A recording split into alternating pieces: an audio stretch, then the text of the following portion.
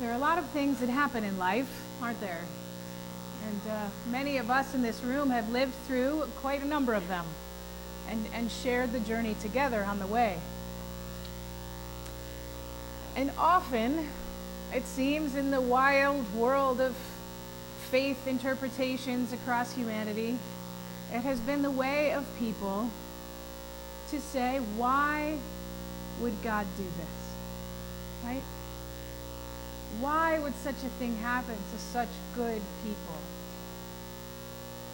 Or even, why would such good come to those people? And Amos, who was a solid prophet, offers up these words that we might read in a way that continues us down that path. Surely, God does nothing without revealing the secret to God's servants, the prophets. The part about God doing things sort of reinforces that idea that God does things to us. God causes us to get cancer. God causes a child to die. But that's not really what this passage says at all, and that's not what the story of Jesus tells us. The passage says, "Do two walk together unless they have agreed to do so?" If disaster falls, is it God who has done it? Surely God does nothing without revealing the secret to God's servants. There is a secret to life. There really is a secret. And it's strange that it remains a secret for most of us all of our lives. We may glimpse it. But somehow that secret doesn't seem to stay with us as a northern star, as a point that we follow. What is the secret? The secret, quite honestly, is that we're not alone. We can get to feeling like we're alone in our darkest times, in our depressions, in our grief, our fears. Those things, they close us off from one another, and they cause us to believe in something that just is not true. They cause us to think we're alone. If anybody knew what I have done, no one would ever love me again. If anybody knew what I'm thinking, no one would ever love me again. I think it. I know you think it. I don't know why we're wired to think it, but it's not true.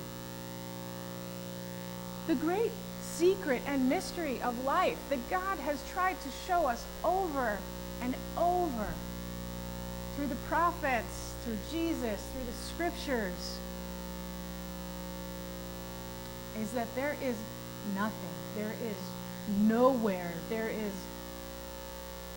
no one where God is not. It's not accidental that there are billions of us. We didn't have to have billions of us. It would have been much better for the planet, let's just face it, if there were just one or maybe two of us. Small family of 5. But instead we are billions. Why? Because there's something about the expression of relationship that needs us to be many. We're probably a little more than we need to be. I'm not sure where God's going with that, but we're here in multitudes because God is trying so desperately to communicate to us what God has been trying to communicate across the millennia. You are not alone. There's nothing I can feel that someone else hasn't felt. There's nothing I can experience, no grief, no shame, no enjoyment, no delight that someone else hasn't already felt. How can we turn our backs on one another or expect that others can rightly turn their backs on us? We are not alone. That's the secret. It's so obvious. Why don't we know it more deeply?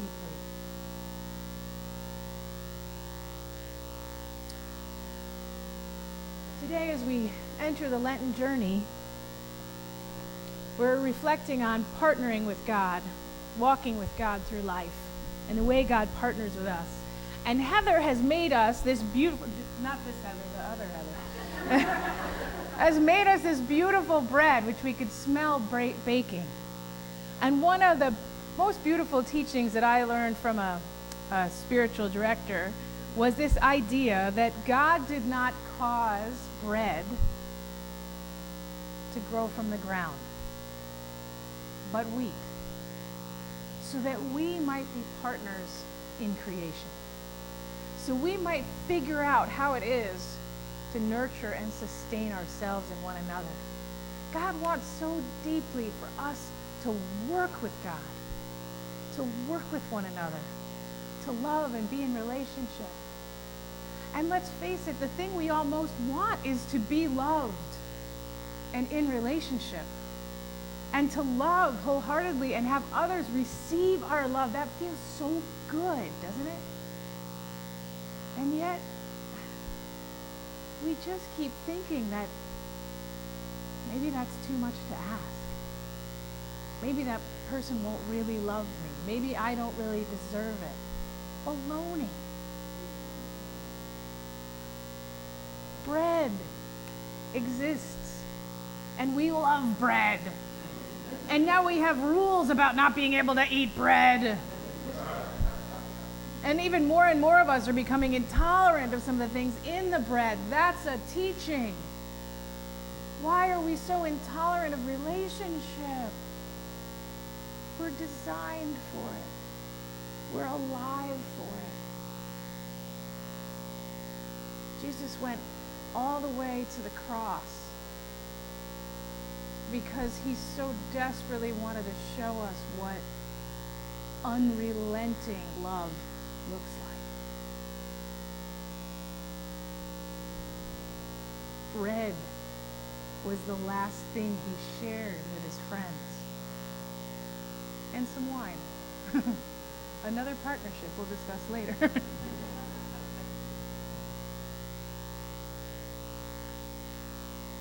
Would we be here if God didn't mean for us to partner together? Would we have the desire to connect that we do if God didn't mean for us to have it? Life is so simple, and here comes more bread. Life is so simple.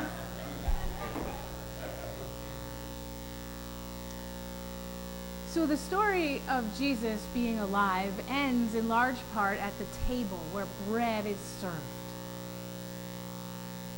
The story of Jesus' people, our people, begins with a creation story that starts in creation. The whole story of God's people begins with the creation of the planet, of the plants on the planet, of the water that flows across the planet and hovers overhead, with light being separated from darkness, with critters being created, and more bread. Thank you, hot bread. It's not accidental that the story of God begins in nature, and that our connection to nature is the beginning of our story.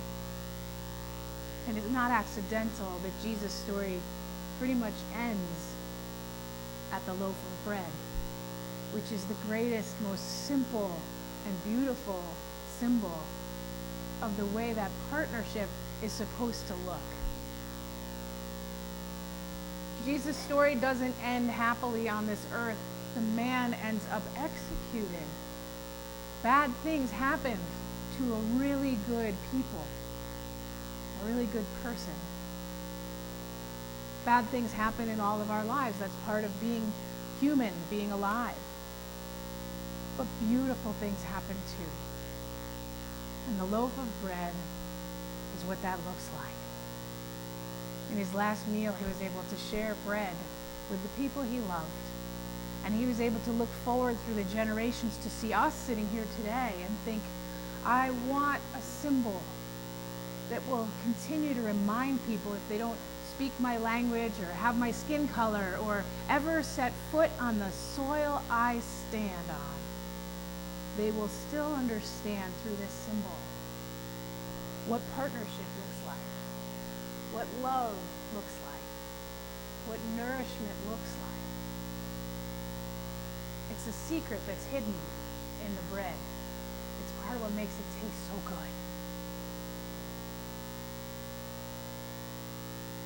This Lent, we journey with Jesus into creation. We look at all the ways God shows us love and calls us to participate as partners in that love and to be nourished for the journey ahead. Thanks be to God.